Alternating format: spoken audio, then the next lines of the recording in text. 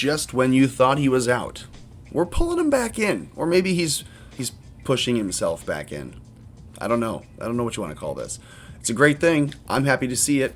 Let me know what you think in the comments. But this is the top Trump advisor, Jason Miller, telling the Just the News staff that Trump has no future plans of slowing down. He is going to lead the nationwide effort on election integrity as the first post-presidential move he has to make, he says.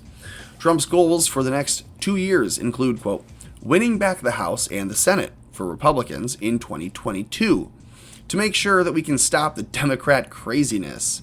Well, if you've been paying attention for the last 3 days, then you've certainly seen some craziness, and I'd bet you that you can find, without much effort, any text, online or, hey, in your own phone, from Democrats who are now saying, perplexed, I didn't know that my husband was going to lose his oil pipeline job. But anyways, we'll get to that later.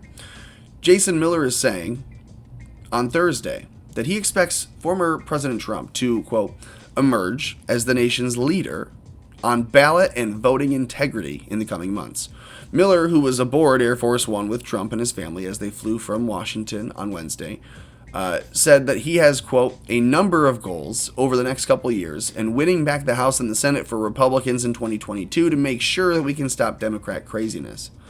He added that lots of the important work that will need to be done on voter integrity will, quote, never get done in Washington, unquote, because Democrat lawmakers won't allow the issue to be taken seriously.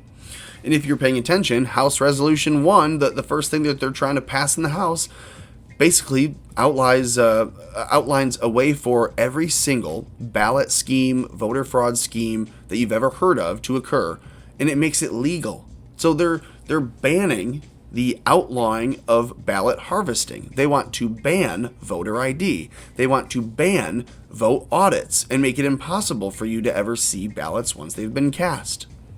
But sure, we're all about transparency and fairness, right? Not at all.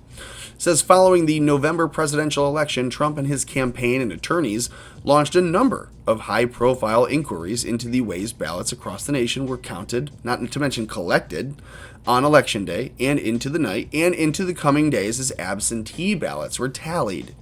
So big deal here when you say 83 million votes, what you're really actually saying, at least factually, at least by the legal definition of what a fact is, you're not counting votes, you're counting ballots. How do we control what is counted as a vote? Well, they say no matter what, we're counting every ballot. So now Trump is going to say this: we must control what is considered a legal ballot. Because the state legislatures have the constitutional authority to decide how elections are carried out. But under the chaos of a pandemic, that gets lost in the shuffle. They had courts in multiple states just say edicts. Boom, we're doing mail-in voting. Governors say, boom, we're doing mail-in voting, and we're going to increase the length of time to count those ballots. Well, COVID, this is kind of the fool me once thing. Trump is betting and doubling down right now, saying, fool me once, shame on you.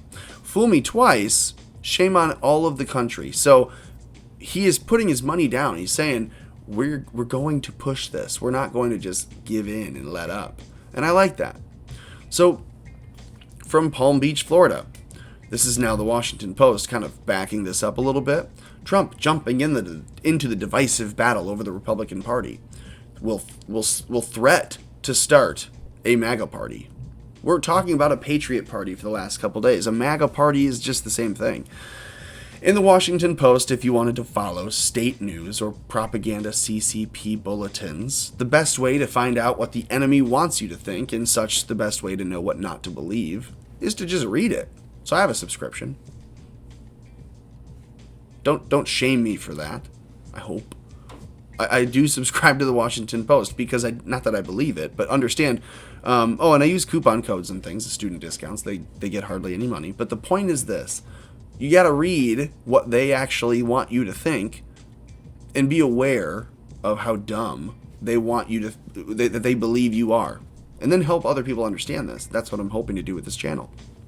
In knowing that, subscribe if you could, share this video, and then let's just see what the Washington Post's take on Trump's recording phone call over the weekend was. So they say, he's offering a complete and total endorsement to another term for Arizona State Party Chairwoman Kelly Ward. I had her on a podcast a couple of years ago.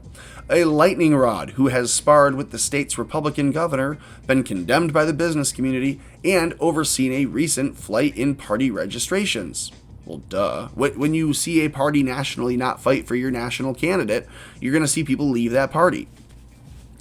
She narrowly won re-election by a margin of 51.5% to 48.5%. That's not narrow, dude. That's like a 3-point swing, marking Trump's first victory in a promised battle to maintain political relevance and influence after losing the election. So, just in their stupid wordage there, their verbiage, Trump's not relevant because he lost the 2020 election, they say, and the fact that he's endorsing Kelly Ward, well, that's just him trying to stay relevant because he's threatening the stupid MAGA party bullshit, and here it's not true because he's endorsing a Republican. Do you see what they're doing? I hope so. I hope you can see through it, because we're not going to get any further than that. But I think it's exciting. Look, if you were looking for hopium, this channel tends to post some. But I'm not going to go overdosing you with it. I don't want anyone to ever get the sense that we are going to feel complacent in this channel, because we're not. We're in the salt mines every day. We are looking for ways to keep this water buoyant, to keep us buoyant in it, to keep this water salinated. That's what I'm looking for. We want to keep the salt mines flowing. We're going to salt the water. We're going to make sure that everyone in this country can stay afloat under these tumultuous times. And then, if you are at all able, go check out Odyssey. I'm happy to report that I am on Odyssey now. We've got it working, and I am officially here. If you want to go look, we have the page up. Everything is posted. It is glorious. So I know that was what we were all waiting for, right? Everyone was looking to make this number bounce, because it's 2 right now. It's 2. It's 2. Also, I'm on Rumble. I'm on BitChute. You're probably finding this on YouTube for the most part, but if you're not, then that means you're doing the right thing. If you are, that means you can go find me on BitChute, on Rumble, on Odyssey, or on Gab. We're there too. Do that and everything else that you can do, and let's all together, I know that sounds communist. No, you as an individual capitalist, free-thinking person, do everything else that you can do to keep America afloat.